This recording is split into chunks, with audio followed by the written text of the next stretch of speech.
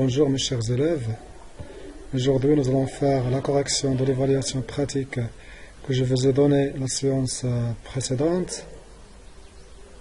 Dans cette évaluation-là, je vous ai demandé de travailler sur le document Reviv V1 qui est à gauche, de façon à obtenir un résultat qui ressemble au document Reviv V2, c'est-à-dire le document final qui est à droite. Donc on commence. On remarque d'abord que le texte du document Reviv V1, est mis en forme. Donc on va essayer de mettre en forme notre texte. Pour cela, je dois le sélectionner d'abord. Et pour la sélection, soit je fais un clic glissé. Je peux utiliser le clavier en appuyant sur la touche Shift,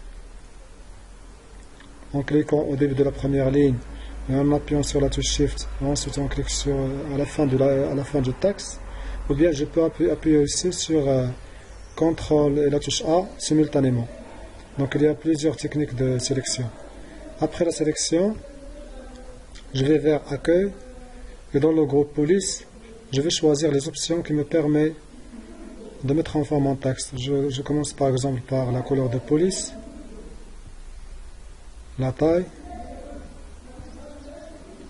la police. La police est le type d'écriture. Je vais choisir par exemple France Script.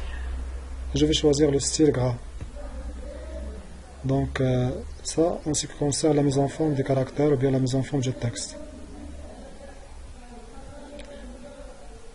On remarque aussi que notre texte se compose de plusieurs paragraphes qui sont espacés entre eux. Donc on va créer cet espace-là. Pour cela, je vais sélectionner le texte. Je vais vers mise en page. Et dans le groupe paragraphe, sur le titre espacement, je vais mettre 18 points avant et 18 points après.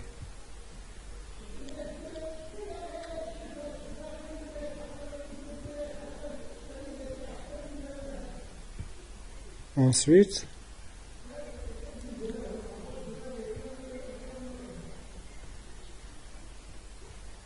on remarque aussi que les paragraphes commencent par un alinéa. C'est quoi l'alinéa? C'est l'espace qu'on laisse au début de la première ligne. Cet espace s'appelle en français alinéa. En informatique, il s'appelle retrait de la première ligne. Retrait de la première ligne. Donc on va essayer d'insérer ce retrait. Donc je sélectionne le texte. Et je vais vers mise en page. Ou bien je vais utiliser maintenant la règle. Je peux utiliser l'onglet mise en page dans le groupe paragraphe. Sur le titre retrait, vous avez à gauche, à droite, etc. Mais moi, je vais utiliser la règle. D'abord, je vais mettre le retrait à gauche à 0 centimètre. Et pour le retrait de la première ligne, c'est le petit triangle qui est en haut. Je vais le faire glisser en avant, à droite, de 1 centimètre.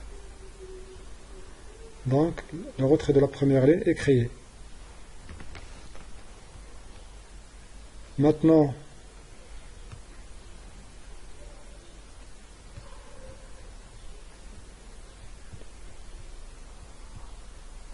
dans le document final, on remarque que les derniers paragraphes sont numérotés. Donc nous avons une liste numérotée et une liste à puces.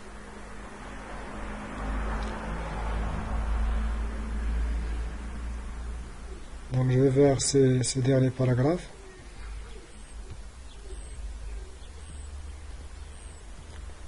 Donc je vais sélectionner les deux paragraphes ici.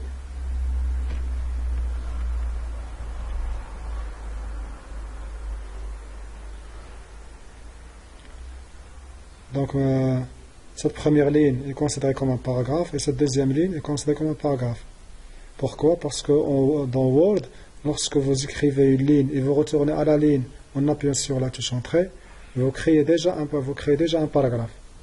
Et pour créer une nouvelle ligne au sein d'un paragraphe, vous devez appuyer simultanément sur Shift et Entrée.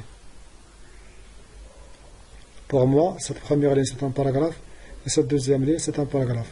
Donc je dois les sélectionner tous les deux et ensuite pour leur appliquer une numérotation, je vais vers Accueil et dans le groupe paragraphe, numérotation, et je choisis la numérotation sous forme d'alphabet.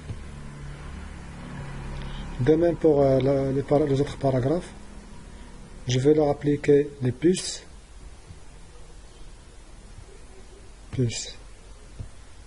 Donc c'est terminé pour la mise en forme des paragraphes. Maintenant, on va insérer des objets. Notre texte contient plusieurs objets. Il y a la forme automatique, l'objet WordArt, l'image et le tableau.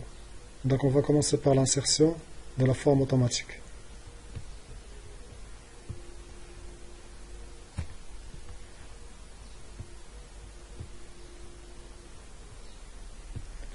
Toujours, si je veux insérer un objet quelconque, soit un tableau, bien une image, bien une forme automatique, je pense toujours à l'onglet Insertion. Donc Insertion, Forme. Je vais choisir ma forme qui est celle-là, qui s'appelle Parchemin horizontal. Et pour la dessiner, je fais un clic glissé de gauche à droite. Si je veux ajouter du texte dans la forme, il suffit de faire un clic droit au-dessus. Et dans le menu contextuel qui s'affiche, je clique sur Ajouter du texte.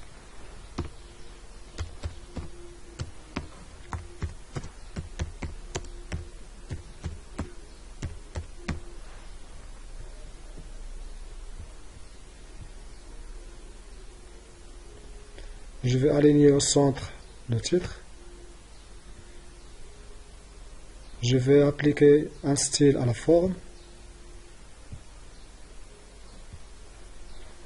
Je peux modifier sa largeur.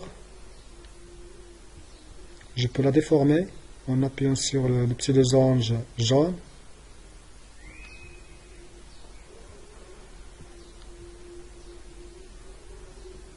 Je peux le mettre ici, au centre. Bien, donc ça c'est pour la forme automatique. Maintenant je vais insérer le deuxième objet.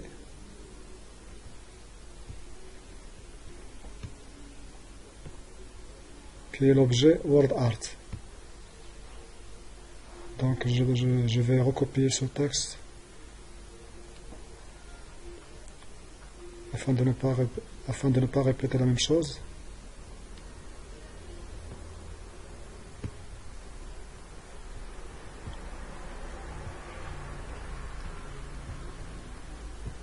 Donc pour insérer un objet WordArt, toujours insertion, texte, ou bien WordArt, et je vais choisir ce type-là, coller, OK.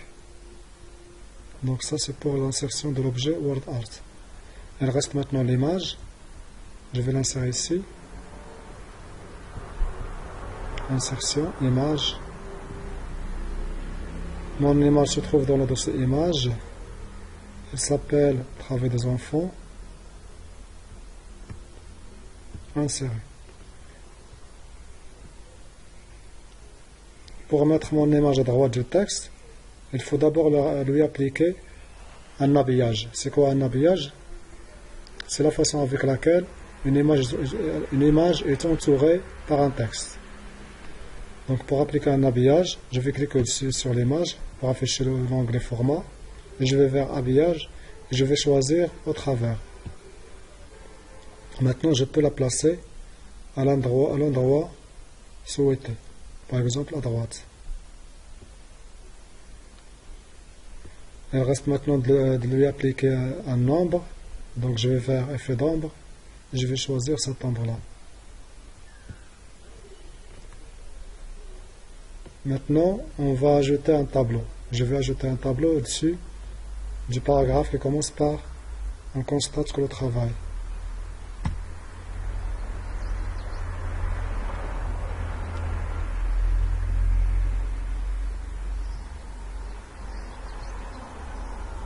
Dans le document final, on remarque que le tableau se compose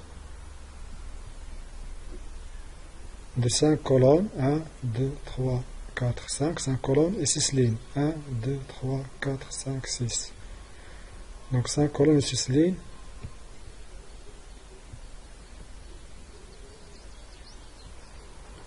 Donc je vais vers insertion, tableau. Je vais choisir la commande insérer tableau. Insérer un tableau. Donc pour les colonnes, j'ai besoin de 5 colonnes. Et pour les lignes, 6 lignes. Et je valide en appuyant sur OK. Pour supprimer cet espace-là, il suffit de sélectionner le tableau. Donc c'est l'espacement des paragraphes. Je vais vers mise en page et je vais mettre 0 avant et après. Maintenant, il reste la mise en forme du tableau. Pour le mettre en forme, je dois sélectionner le tableau. La sélection peut se faire soit en faisant un clic et glisser à partir de la première cellule jusqu'à la dernière cellule, ou bien de faire un clic dans la première cellule, j'appuie sur la touche Shift du clavier et je clique sur la dernière cellule, ou bien je peux utiliser ce quadrupule de flèches en cliquant au-dessus. Ensuite, je vais vers Outils tableau. Outils de tableau, vous avez deux onglets, création et mise en page. On active création et je choisis trame de fond. Je vais choisir cette couleur là par exemple. Si je veux colorer la première ligne, il suffit de sélectionner la première ligne comme ça. De la même manière, trame de fond, une autre couleur. Pour la mise en forme du texte que vous allez entrer dans le tableau, il suffit de sélectionner le tableau, accueil, comme on a fait pour la mise en forme des caractères. Je vais choisir le blanc par exemple. Et pour écrire un texte dans le tableau, il suffit d'écrire directement. On écrit directement dans le tableau sans aucun problème. Pour se déplacer, j'utilise les touches de direction du clavier ou bien la touche tabulation. C'est terminé pour le tableau. Maintenant, on va voir une autre chose, c'est la mise en page du document. C'est quoi la mise en page? La mise en page, c'est une étape qui suit directement l'impression d'un document. C'est un ensemble de tâches à appliquer au document avant de l'imprimer, comme par exemple la modification des marges, l'insertion des en-têtes, appliquer des bordures, choisir la taille du papier, etc. Donc on va commencer par la bordure. Je vais appliquer des bordures au document.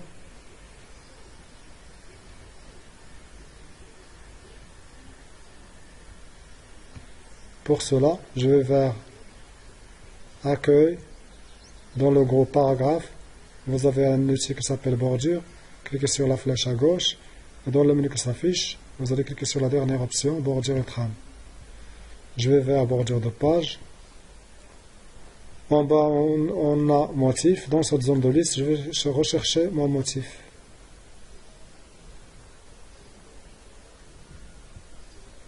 Et avant de cliquer sur le bouton OK, je dois vérifier d'abord dans la zone de liste que vous avez bien sûr appliqué à tout le document.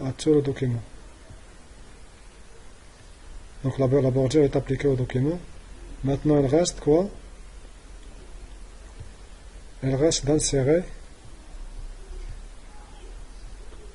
les en-têtes et pieds de page. On va commencer par l'en-tête.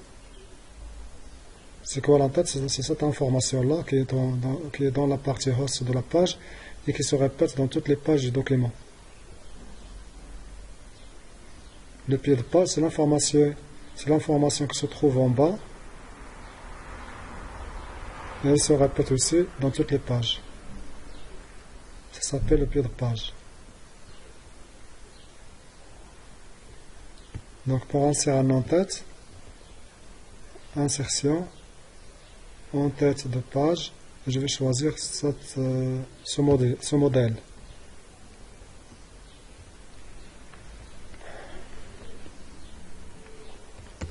Dossier.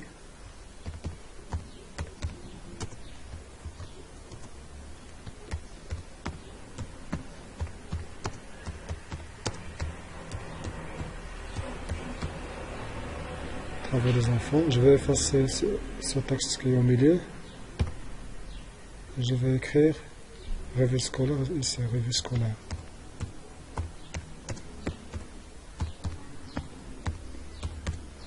Donc ça c'est pour l'en-tête. Pour quitter l'en-tête, il suffit soit de faire un clic sur le bouton rouge fermer l'en-tête, ou bien de faire un double-clic dans le texte. Donc on remarque que ce saut en tête là s'applique à toutes les pages du document.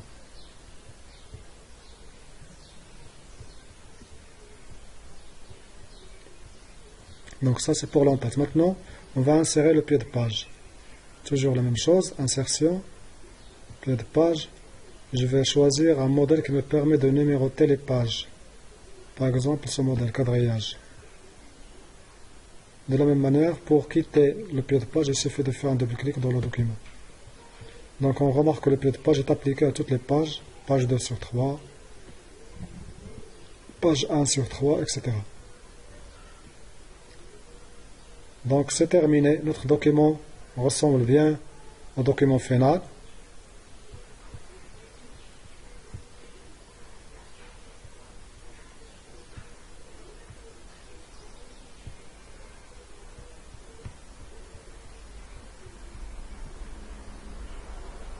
Presque identique, donc l'évaluation est terminée. On se retrouve la séance prochaine, Inch'Allah.